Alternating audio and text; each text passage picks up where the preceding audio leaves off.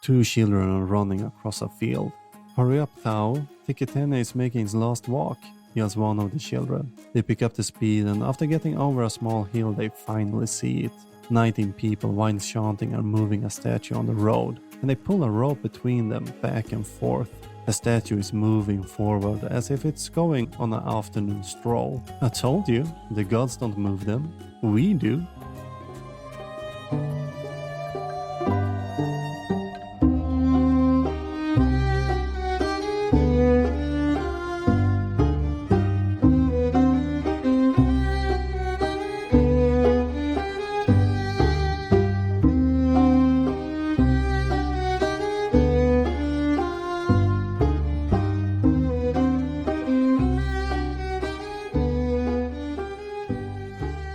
Hello and welcome to Digging Up Ancient Aliens. This is the podcast where we examine the TV show Ancient Aliens. Do the claim hold water to an archaeologist, or are there better explanations out there?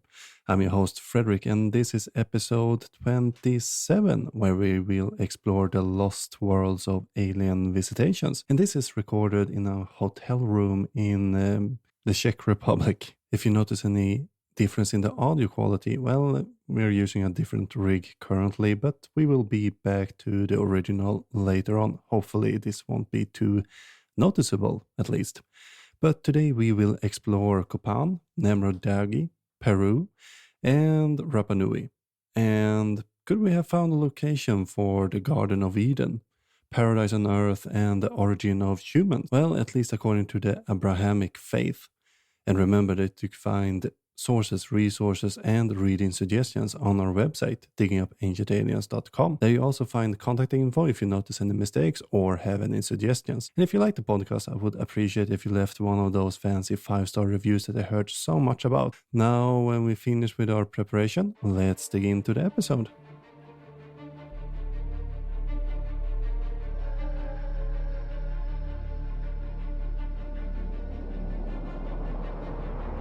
So the episode starts out quite decent. We have some strange wording, but I think we can let it slide. In this first section, we will deal with the site of Copán, a site that Mayans have occupied since, well, the pre-classic period. The Mayan civilization consisted of city-state with a local ruler and alliances. And they share a common language, culture, and religion, but still have their own variations and regional designs and architecture. Even if we sometimes see influence from, well, mostly the larger city-states trickle down to the other places throughout the Mayan civilization. And Mayan history is divided into 5 periods: archaic, pre-classic, classic, post-classic, and contact. And these are later divided into divisions within the periods. Somewhat similar to Egypt, where we have the Old, Middle, and New Kingdom with a subsequent periods of intermediate periods, showing that chronology within archaeology can be quite a mess. Unfortunately, we don't have a unified version of it. But the Mayan civilization did start roughly around 2000 BCE in the pre-classic period we mentioned before. And this period lasted until the classical Maya around 250 CE and the high point of Copán, where we spend most of our time within this early classic to terminal classic period. And the occupation of Copán can be dated way back to 1400 BCE, and these have been accomplished through several excavations using different methods, such as random, systematic, stratified, unaligned sampling, and obsidian hydration dating, just to mention 2 of the ways we have used. Obsidian hydration dating might be new to you, and you might think that you can't date rock, or can you? Since obsidian is more volcanic glass, it does have a few advantages compared to your ordinary granite when you want to date it. Due to its structure, it has mineral hydration properties, absorbing and storing a fixed amount of water that evaporates within a fixed time rate. If the obsidian is unworked, it usually contains 1% of water. When this evaporates, it leaves a small rind that we can see in a microscope. And this dating method is limited And if we want a more precise date when it happened, we usually need to combine it with C14 or another dating method. And in these earlier stages of the site, we can also see some Olmec influences and how the site is slowly growing into a place of importance.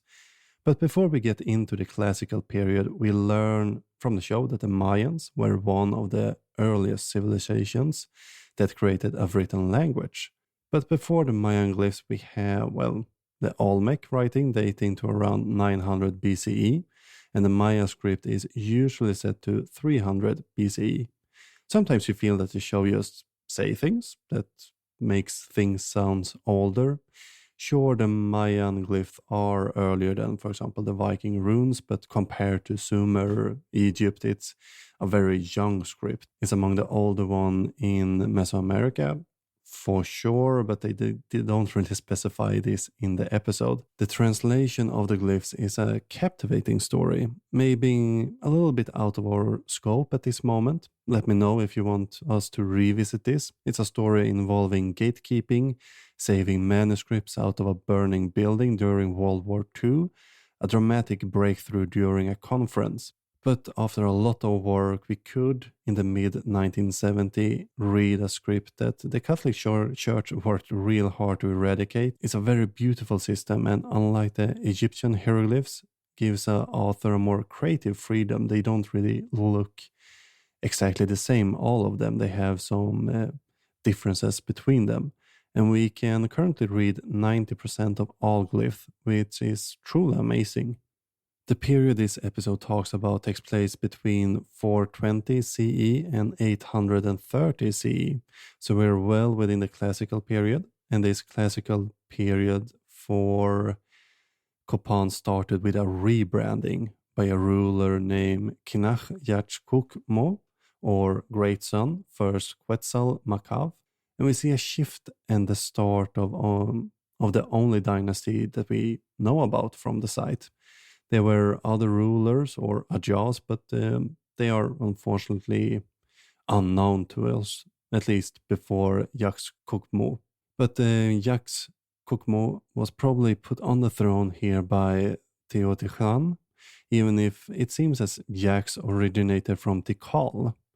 And we have found the grave of this first ruler intact, so we are sure that this isn't some mythical founder we see in other locations, and the preservation is mainly due to how they built Copán. Instead of building new, they built on top of the older construction, and especially within the city center where all the plazas and temple were located. And haven't we had a lovely time discussing a little bit of Mayan history? So let's ruin this by start dissecting what we're actually learning from the show. After talking a little bit about the site and the Mayan script, we have Giorgio Soukalos join and talk about a couple of stelas found around Copán. And in most cases, these stelas are just stone slabs with text, often some pictures, but at Copán they have a more detailed version of them, and the ruler is depicted in more or less 3D. They took more like the statue approach of it. They really differ from the classical stela. According to Soukalos, he claims that these statues, quote, looks like some type of being wearing an astronaut suit.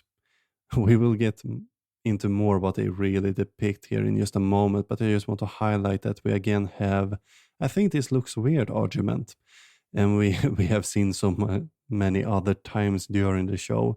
But let's hear what David Childress has to say about these statues. This is one of the curious dragon sculptures here at Copán, of which there are many. In fact, these very oriental statues would look right at place in China or some other oriental country. Some archaeologists believe that there are elephants on either side of this Copán ruler.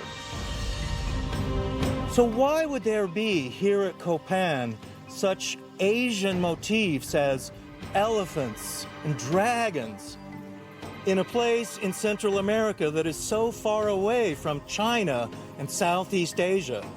Is there some kind of extraterrestrial connection between the Mayans and the Chinese? and an origin for both that comes from the stars? Well, this clearly shows that both Thucydides and Childress had not spent much time trying to understand the Mayan artwork or even read up on what the texts have to say. And if you go to the website for this episode, I will have some examples for you of these statues so you can see them by yourself. But they're talking about two stelas called Stela A and Stela B. Very imaginative, I know. And these work of art depict the ruler of Copán named 18 Rabbit, or I'm going to probably mispronounce this. Waxalakajun Abba Kawai is the king who created these fantastic stelas with this new type of artwork or shape. The one mentioned by Giorgio depicts a young 18 Rabbit who seems to have recently descended on the throne. And look closely, you will note that the hands are in a very delicate position, as we see in a lot of other Mayan arts. We also see several things associating with ascending to the throne within the Mayan tradition. We have the mat motif, the pop icon, a woven fabric associated with wealth and the elite. And you can see this within the headdress especially, which we also find there's braids of serpent bards. We see the motif of death, sacrifice, and rebirth on the sides. Things that to the Mayans were clear signs of rulership. They are not trying to describe a spacesuit. They're trying to show that 18 Rabbit is, by blood, destined to rule. And on the stone, it literally places Copán among the other important cities like Tikal, Palenque, and Calakmul. And Stela B, that Childress claim to have signs of the Orient, does not fare better when we start to examine it through the Mayan lens. We see 18 Rabbit again, but there's a different story going on here this time. He's a bit older and wants to portray a different but an important idea. Here we see motif of auto-sacrifice. The Mayan rulers would perform bloodletting rituals to get in contact with their ancestors, mainly by cutting their tongue or their genitalia and draw the blood into a cup. The Childress elephant is, in reality, the earth monster from which 18 Rabbit emerges from the mouth out, crowned by two macaws, symbolizing the supreme royalty. The macaw bird is closely related to rulership and the gods, of course. And this statue is about ancestors and again shows symbols that would not be foreign to the Mayans. The script on the stones does not reference people from another place either. This stone is a way for the ruler to legitimize his rules. He has the right ancestors and therefore one who should make the blood sacrifice. And if we look at the other stela that 18 Rabbit commissioned, we see the same thing. They all incorporate this ruler in a form of different gods with a theme showing that he has the right to rule. Thucydides and Childress basically argues that their pareidolia should be taken as truth without trying to disprove years of accepted Mayan art history. Now they are limited due to the nature of TV documentaries, I know, but I haven't seen any attempts to explain why the conventional interpretation is wrong in their books either. Now, 18 Rabbits is one of the most famous Ajas or kings of Copans, and he was an avid constructor and is viewed as maybe the greatest king and also the beginning of the end of Copán. After being on the throne for 43 years, 18 Rabbit was captured and beheaded by the ruler of a smaller vassal state, Corigua, in 738 CE. After this, there was no more construction within Copán for at least 18 years, even if there seems to be a few attempts to get the town back on its feet. It was completely abandoned around 830 CE. The show then goes into how amazing the Mayan calendar is and how true it is to a solar year. And Mesoamerica did have a great fascination for calendars. The earliest known example is from San Jose Mogote, dated to 600 BC. Now, this calendar is known as the sacred calendar and consists of 260 days. no weeks or month. Each day consists of a combination of a 20-day name and 30 number. So each day has a special name, and then you add the number, which get you to a 260 days. And this 260-day cycle does not correspond to any astronomical observation. And it's more likely tied to the human pregnancy that lasts roughly 9 months. So the sacred calendar was later improved by the Zapotecs, who extended it, and it became 365 days. But you had these two calendars then working together separately. And the Mayan did not adopt the Zapotec version, but they kept the old sacred calendar, and they created their own second calendar, more true to the sun year. And this is called Hab and consists of 18 months containing 20 days. And if you're quick with math, you will realize that you only get to 360 days here. This is because the Mayan viewed the 5 remaining days as unlucky, and they shunned them in a 19th extra month that they didn't really acknowledge, but they just existed in some sort of vacuum. And the Mayans used a few more calendars, but we don't have time really to get into the gist of it here. And if you want to learn more, let me know and we can do a special episode on the Mayans. But ancient aliens question the Mayans' ability to look at the stars. And we hear this old idea that the observation could not be the work of these simple people. Don't get me wrong, for working with naked eye astronomy and maybe at best a sighting tube, the Mayans did an amazing job. But there's nothing here that doesn't really require more than patience, a little bit of ingenuity, time, a lot of time, and just a little bit of math. And the Mayans could surely do the math. They even had a concept of zero. A little fun fact here that they actually based their number system on 20. But Philip Copán says something quite strange here to close out the section. When it comes to the ancient Maya, their creation mythology invokes these legends, which say that somewhere just south of Orion's belt is this place where life originated from and came to planet Earth, 112 BC, when the ancient Mayans said the gods came to Earth. So, first of all, Orion's belt is a Greek star constellation, not Mayan, but the whole idea is rather strange for sure. If we go to the creation story in Popol Vuh, we find nothing like this. We also find that the perceived start date of this version of human history start at 13.0.0.0, or basically when 13 Baktuns had been completed. And this date is part of the long count calendar that's divided by the Mayans into Baktuns, which is 400 years, and then the Katuns, 20 years, Tuns, 360, not 65 days, and the Vinrals month, 20 days. And this start when humanity happened. So according to the Mayan, the start of humanity happened with, well, our calendar at August 11, 3114 BCE. I don't really have an idea where Copán's got the date from here. Maybe he's wrong, maybe he's a bit out there. I'm not sure. I couldn't find it in my research, at least, where he really got this. But from here, we will travel across the globe to a faraway land. Don't worry, we will return to Mayans.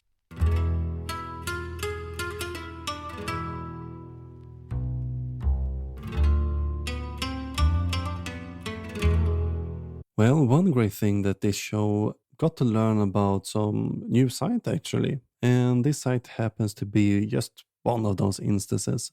Located in the southwest Turkey at Mount Nemrud is a mausoleum for Antiochus I. And he ruled a kingdom called Commagene that got its rise after the fall of Alexander the Great's empire. And the ruler of this kingdom were, like many other locations during this era, highly Hellenized, or Greek wannabes, basically. And we see this partly in Antiochus I mausoleum. So this site has a couple of components. In the center, we see a large tumulus. We have not yet found the burial chamber within it. And that's part of the issue with these types of graves. They would often need to be completely disassembled to be explored, and I, for one, think it's a good that nobody has done it, especially in the 1800s. But as technology evolves, it's just a question of when we will locate it. And we have a couple of terraces on the east, west, and north of the tumulus. The northern one seems to have not been completed. Maybe the king died a bit too soon or something else happened. But on the east and west, there's a row of giant statues made out of limestone. And this statue was originally some 7 to 8 meters tall.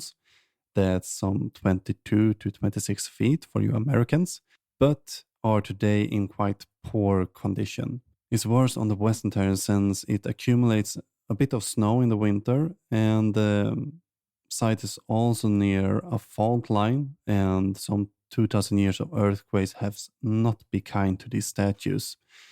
But the statues we find on the eastern side are in a bit better condition. So these statues do in some way represent gods that we find on the eastern platform, and we see Antiochus the first, and we have the goddess of commerce, probably represented by Tyche. We have Zeus, Orosmances, Apollo, Mithras, Helios, Hermes, and Artagan's Hercules, Ares. And these are a mixture of Iranian god and Greek gods, which also an interesting, it seems as Antiochus tried to blend the cultures that we haven't really seen in the past. And these statues has Persian clothes and hairstyle, but the Greek names and faces. But there's a few other details that the ancient alien theorists believe are evidence of alien presence on the site. I will let the show set the tone here. One example of the advanced knowledge of astronomy that they had is actually the lion horoscope, which gives us a very precise date. We know that the position of the stars in the lion's body fits with the positions of stars of Leo given in a book of Eratosthenes, who was a Greek astronomer from Alexandria who wrote a book about the stars. The arrangement of stars on the lion horoscope represented the constellation of Leo as seen in the sky in July 62 BC, a configuration that wouldn't be visible again for 25,000 years. Further evidence of the exceptional knowledge of the stars was found in a nearby shaft that Antiochus built into the mountain. So this is not far from the truth, which is of course refreshing for this series. So there is a stone slab with a lion on it with a set of stars that has been ordered to be the constellation of Leo. And there's a few suggestions on what year it corresponds to. Up until quite recently, the date has usually been suggested to be 62 BCE and to be a commemoration of Antiochus' coronation. But there's some debate here if this is the correct interpretation. The star lines up on a few more dates, such as 109 BCE and 49 BCE. And in a recent article by Maurice Critch, I feel that he makes a quite compelling argument for the 109 BCE date that should correspond with Antiochus' father Mithridates I's coronation. And there's a couple of reasons for this, but to start, Antiochus takes clear ownership of the statues he built at the site, except for the stone slab with the stars. Some pedal stones behind have text that seems to have been removed in the past, and with modern equipment we can read this removed text, and it indicates that these pedestals was originally put up by Mithridates I, and the regular star depicts also indicate the date is more likely to be 109 BCE, and it also worked better with the calendar that they used. But this is research published this year, so it will be exciting to see where this go. The site is quite exciting. It has room for more research, and things are being published about it. Yet it's not too famous here in the West, but I think it deserves to be a bit more highlighted. But the show goes on and wonder why this was built. the idea of the coronation connection has been around since at least the 1800s, but they leave it out completely from the episode. Instead, we're faced with this question. During his life, researchers believe Antiochus studied with a priestly sect of Eastern astrologers called the Magi, who were thought to be able to predict and even manipulate events based on their knowledge of the stars. You might now scratch your head wondering if this is true, and the answer is probably not, and we will get into some religious studies now. So the term Magi is real and connected to this part of our blue marble, and it can be used for a couple of things. Herodotus refers to a tribe with this name, for example in Histories, but we also see this tribe with names as Mahdi from the Assyrians and Parsuvash among the Persians. And in Greece, magic could also refer to a charlatan who used a sleight of hand to fool people, or people who could interpret omens and dreams. And I think it's quite telling that the dream interpreted and the charlatan has the same word, but yeah, it also is the name for Zoroastrian priests. And from the show, it seems as they are referring to the Zoroastrian priests in this case. Just listen to Jason Martell here, for example. The Magi were renowned priests from the far Near East who had advanced astronomical knowledge, and it's well known that most of the astronomers from the Near East, specifically ancient Iraq, Sumer, recorded series of events happening in the heavens over hundreds of thousands of years. This information was kept on stone tablets, held very sacredly, and only passed down to the high priests. The location of Madai is more toward modern-day Iran, and also where we see Zoroastrianism originate and prosper until, well, basically the Islam-Arabic conquest. But the Magi Martell is trying to tell us about in this case is more likely referred to, well, the priests within the Zoroastrian tradition. And even if they spend a lot of time studying the sky, their main interest was astrology, not astronomy. I know it's an easy mistake to make maybe, but astronomy deals with studying everything above the Earth's atmosphere, while astrology is, well, trying to tell the future. At first, the Magi were, well, a sort of caste within the Persian Empire, but as Zoroastrian took over, they were incorporated within the faith as priests, and these priests started during the classical era to spread out towards Greece and Sicily, and this is seen in the works of Aristotle, for example, the astronomer Eudoxus, and other quite famous philosophers and astronomers from this era. And the Zoroastrian ideas is discussed by Greek philosopher and other learned people, so it would not be strange if a Hellenized king such as Antiochus has read and maybe even admired them to some extent. But if we circle back to this statue, we see that he combining Greek and Persian elements, but not in a way that would make sense for a Zoroastrian. Even if Ahura Mazda and Mithra are incorporated within the Zoroastrian faith, the perspective the statues are showing does not really make sense for, well, a believer in Zoroastrianism. And we see Aristotle, for example, struggling a little bit to make sense of the duality that exists within this faith. So claiming that Antiochus to be a priest would be quite far-fetched, even if he probably understood some of the ideas within this faith.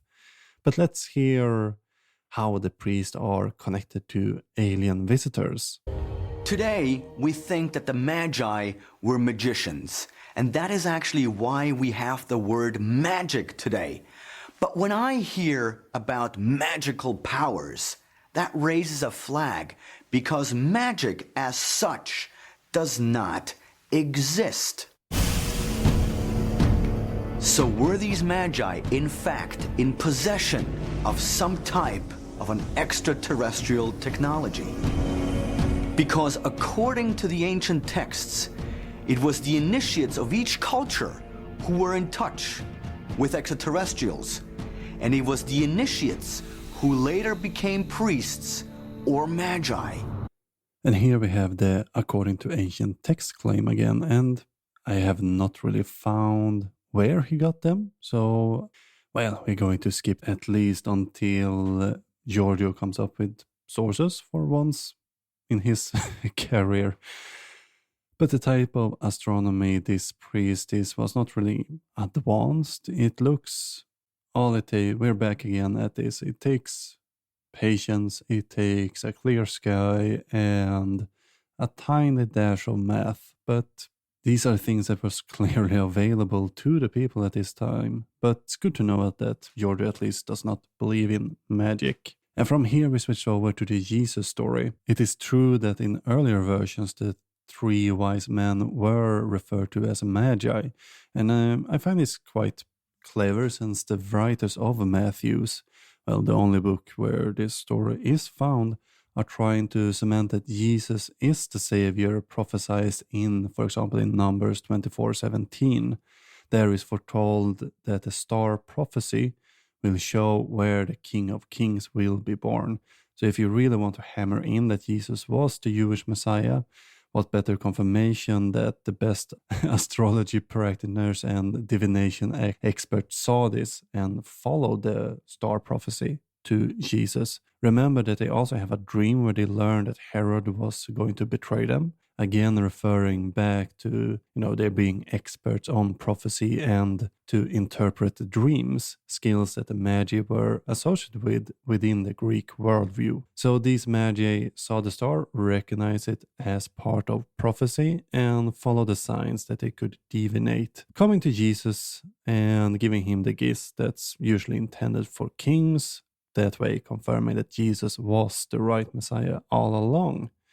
And with the birth of Jesus, we will take our leave from the Middle East, for now at least, and travel back across the earth to Peru. And since we're in Peru, I think you more or less can guess where we will end up this time. And there's a bunch of wonderful cultures we could talk about, but we're again going back to the Nazca. Don't get me wrong, I have nothing against the Nazca, but we have covered this culture in episode 1, 3, 5, and 16, so I'll offer a shorter version here, hopefully add some new things that we have not covered in the past, just to set the tone and maybe offer a little bit of a refresher for anyone who haven't heard the previous episodes. The Nazca culture was active roughly around 100 BCE to 800 CE, and they were mostly an agricultural society with some quite amazing pottery, to be honest. They were active more or less at the same time as the Moai culture. Neither of these had a written language, unfortunately, or at least that we have been able to find. So what we know about them is what we have been able to uncover with the help of archaeology. And we will get into why this is important in a moment. But the Nazca people are of course most known for their, Nazca lines. These lines comes in all shapes, forms and sizes. Some are only 30 meters, while others span some 48 kilometers. That's 30 miles for my American friends there. We are finding new ones, basically to this day, and with the help of drones, more and more have been discovered as of late up to 2020. I don't have sources for later discoveries, but I would not doubt that there are. And if you have a source for some after 2020, feel free to send it in. So today we have some about 1,700 known figures, and about 800 of these are straight lines. These are, to be honest, an enigma, to use their language, and we're not entirely sure what they were used for. It is some sort of ritual, most likely. Some theories relate to astronomy, while other things it might indicate where water is for pilgrims. What we do know is that they are quite easy to make. You can just scrape your foot on the grounds in this area and create a fine line that will be visible basically for ages. That's why people were quite upset when Greenpeace decided to drive across the plains. That was some time ago now. But since we have found pottery shard in the Nazca styles and sticks, we're quite certain that they were made by the Nazca, and we have an idea at least on how they probably made them. So with a few sticks and some string, you can actually make one of these glyphs rather easy with just a few people. None of which really have to be high up in the air for this to work. There was some experiment some time ago where they knitted fabric from Nazca, or in the Nazca style, really, really tight, trying to use it to make a balloon. Now, it did succeed to most people's surprise, but the happiness was quickly changed into panic, since strong winds took the balloon some 100 kilometers off course. Now, before you write me, this study has been heavily criticized among scholars, and it seems to not have any anchor in the current understanding of the Nazca people. It wouldn't really make sense to them to fly to look at the glyphs, since they were mostly dedicated for the sun. They were an agricultural society with a sun cult. It's more or less a modern solution to an ancient problem that's probably had an easier solution. It does not really mean that we should shun the idea, but something we should be skeptical about, a discussion to have in peer-reviewed journals. Hopefully they can make a better case for it, but time will tell there. Now, the ancient alien claims, of course, that the site was used by aliens as a landing place, and we covered this in 1 or 2 episodes ago. The Nazca people were trying to imitate the runways that the alien used, of course. Note here that there's an issue that, well, first of all, the planes are really soft. Not great if you want to use it as a runway for your aircraft, spacecraft, machines. Well, not at least without some asphalt or something more concrete. Secondly, it does not add up with how they themselves describe how their spacecraft works. They can move up and down and just land on platforms at Baalbek and Jerusalem. But here suddenly they need huge runways for them for taking off. It doesn't really make sense, and it creates a whole new sets of questions. Are they, rocket power? Do they use oil for these? Or there's some special rays that landed here. I think we're overthinking this maybe currently, but yeah, we have a strong indication that this isn't an alien spaceport. The show don't really offer any new things to us at least, but David Childress do say something peculiar here. At Nazca and other areas in Peru, there are legends of sky people and gods coming down from the sky.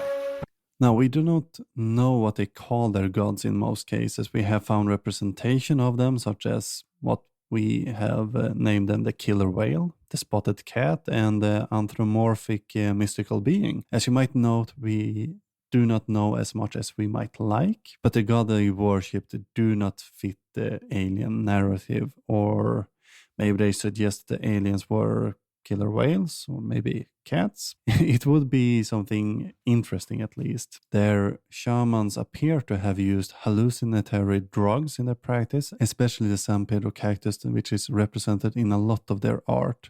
They also practice headhunting, but there's a question of how much this costume really related to their religion. But note that we don't have any written material or surviving accounts of the religion, unfortunately. All this comes from archaeological excavations. The research on the Nazca culture is interesting, and new things are discovered, well, if not daily, at least yearly. New theories are being investigated, and none of them really support the ancient astronaut theory so far. From the Nazca plain, we continue west out to a small island called Rappa Nui. Some might be more familiar with Easter Island, or Isla de Pascua, as it was named by Jacob Roggeween in 1722. But the island has been settled since at least 300 CE. The name Rappa Nui is maybe not the island's original name, but started to pop up in the 19th century.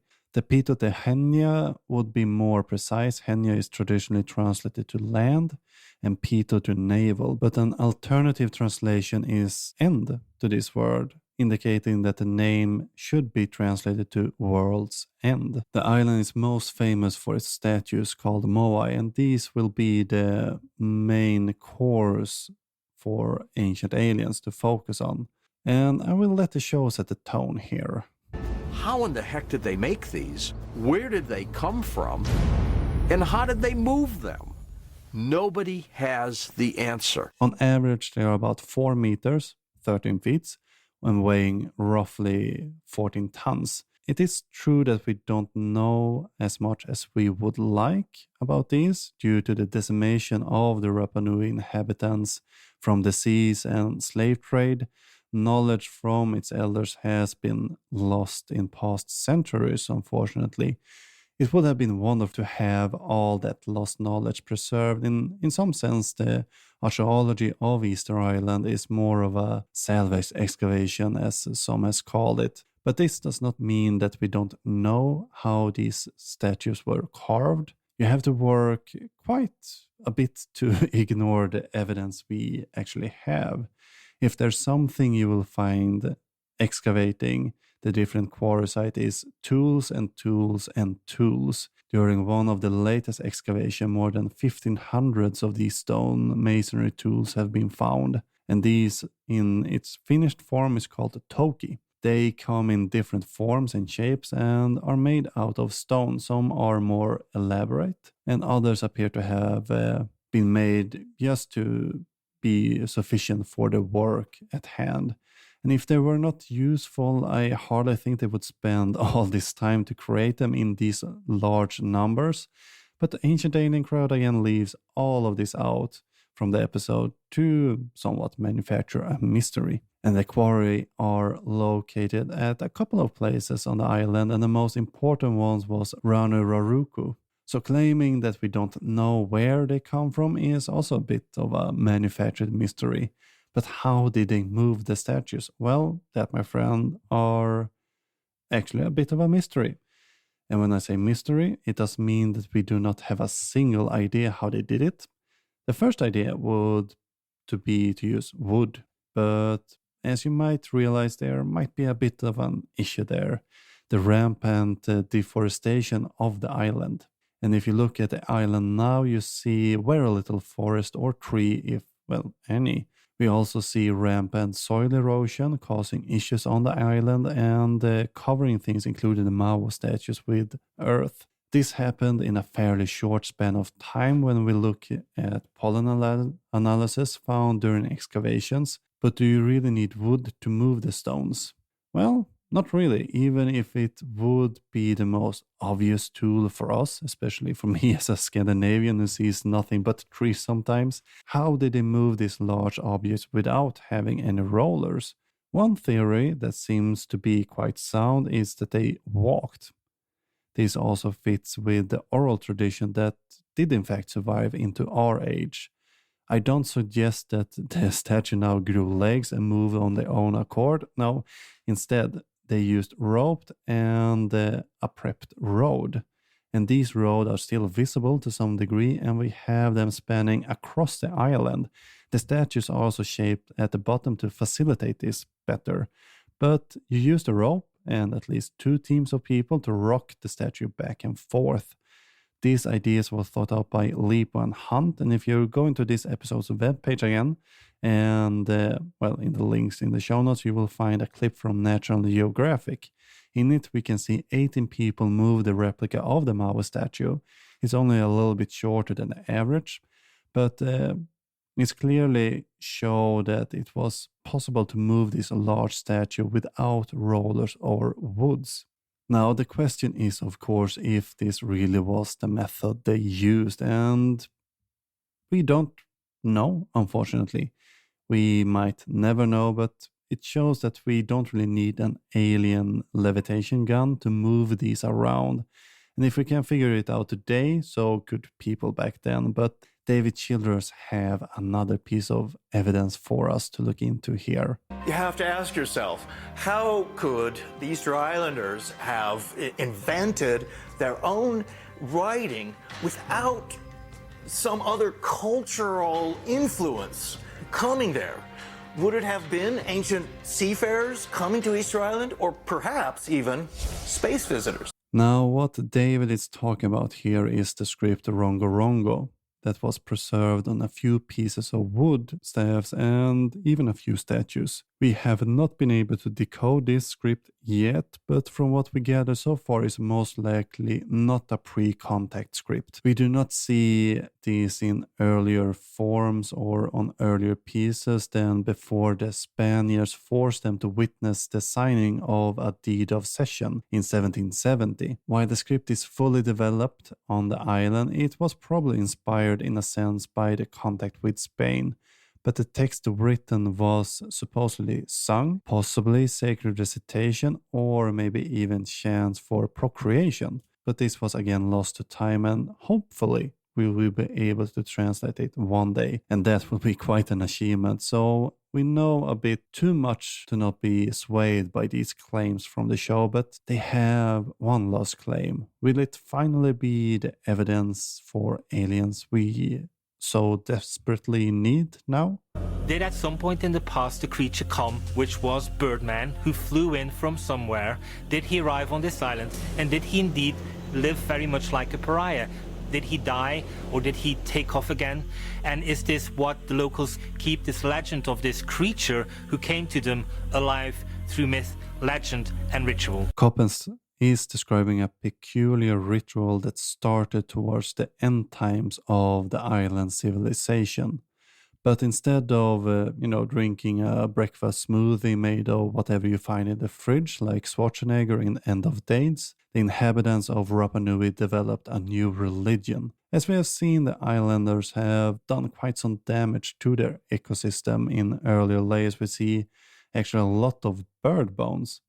At first, there's some 25 species in the earliest layer, and we see this in the garbage piles, of course. And towards what we might consider the end of the Classic era, we see only one species left in these bones. We also see a shift in power from the ancestral worship and the glory of the clan. The power seems to switch over to the Matatoa. These are the warrior class who had a more painting name, Tanaka Rimatoto, or men with bloody hands. And we also start to see charred and broken bones in these layers. Sadly, these are mostly juvenile. There's also a complete halt in the construction of the Moai statues that starts to get covered up instead. There are indications that the statue and their ahu, the stone platform that some of the statues stood on, were still in some cases used, but their main focus has shifted to a new cult dedicated to the manutara. This translates to sooty tern and is referring to the lost seabird on the island. These birds has their refuge on a little islet called Moti'iti and Motinui. This is visible from the rim of Ronokau volcano, and the ceremony took place from Orongo, ceremonial village made out of stone. And beside it there's cliffs leading straight down to the water. Once every year there was a gathering where representatives from the clans competed in who could bring back an undamaged egg from the nest. The first to present an egg to elders was declared Tangata Manu, or the Birdman, giving his clan the glory and honor for the year. This person then had to go and live in a hut at the abandoned quarry of Ranuraku for a year. I would like to close this section with a quote from Grant McCall, describing this ritual quite well. It is not surprising that the Rappa Nui, faced with an ecological crisis that threatened their entire social order, if not their very life, should take the initiative to fashion a new religion more suited to their precarious times. Instead of a king for life, they opted for one elected by ordeal. Instead of many ancestors who descended from many ancestors, there propounded a single god, Makemake, whose image they carved in desert rock on the basis of feud toppled figures and even around water holes.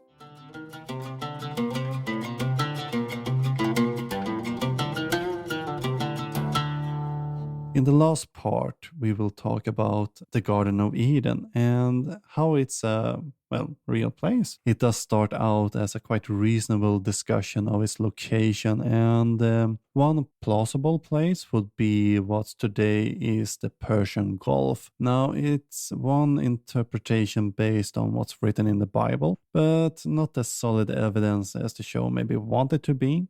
We have Graham Hancock claiming that during that long period, there were at least 3 episodes of very, very major flooding, when you would be looking at 30 or 40 foot rises in sea level virtually overnight. Now, the sea level rise is a real thing that started after the last real ice age. In the show, we learned that this was some 170 feet of rise, or 51 meter, but in reality the rise was on average 150 meters or 500 feet or more in some cases. This sounds like a lot, and Graham Hancock and others use this as evidence for their great flood theories and whatnot. What's left out of this is the process is spanning nearly 20,000 years, and often the rise was about a meter per century. That's a meter per 100 years. Some period had a quicker pace of nearly 2.4 meter per century. Then we have Scandinavia that, after the glacier melted, had a land rise instead. Yeah, from the flood we continue with the idea that the Bible in part is inspired by Sumerian sources, and since we have evoked Sumer, we must apparently bring up Anunnaki, a modern creation by Zecharia Sitchin. Well, the Anunnaki was of course not invented by Zecharia, but is part of the Mesopotamian religion. He merely invented the idea that they were space being, claiming that the name translates to something like those from heaven came. The issue is, of course, that Sitchin haven't really shown that he, first of all, is capable of reading these tablets, let alone translating them. His translation are, of course, going against current accepted translation. This doesn't mean he's wrong, no, not at all. But it does mean that he has a lot of work to do to prove his point. Something working against him a little bit here is that we do have the Sumerian dictionaries preserved, where they themselves specify what their words really meant. It's a bit hard to argue against the, original sources, but so we take the best current understanding of the language and we get the translation similar to of princely seed or the offspring of An. The Anunnaki were a set of gods created by the sky god An or Anu, and their creation differs between different culture and who worship them. Same for the creation of humans. This story differs widely depending on what source you're looking at. Is it a Gilgamesh and the Netherworld story, or maybe the debate between grain and sheep? And depending on which one you use, you get a different answer to the question on how humans were created. So the idea that the Anunnaki created humans as a slave race in the Garden of Eden becomes a bit far-fetched here, to be honest. And on this we will leave Ancient Alien, for this time at least. But make sure to tune in again next time. Then we will perform mysterious ritual and see if the code to Ancient Alien is hidden in Catholic Mass. But till then, remember to leave a positive review anywhere you can, such as iTunes, Spotify, or to your friend at the trench. I would also recommend visiting diggingupancientaliens.com to find more info about me and the podcast. You also find me on most social media sites, and if you have comments, corrections, suggestions, or you're just hankering to write an email in all caps, you find my contact info on the website. There you find all the sources and resources that I used to create this episode. You also find further reading suggestions if you want to learn more about these subjects that we bring up. And I usually link everything so you can easily find it if you want to read more. Sandra Martelor created the intro music, and our outro is by the band called Trallskruv, who sings their song Tinfoil Hat. Links to both of these artists will be found in the show notes. Until next time, keep shoveling that science. Det är en galen fantasi att aliens manipulerar oss med telepati. Ni tycker att jag redan är besatt, men jag skyddar mig för jag har foliehatt. Och så säger ni det är en galen fantasi att aliens manipulerar oss med telepati. Ni tycker att jag redan är besatt, men jag skyddar mig för jag har foliehatt.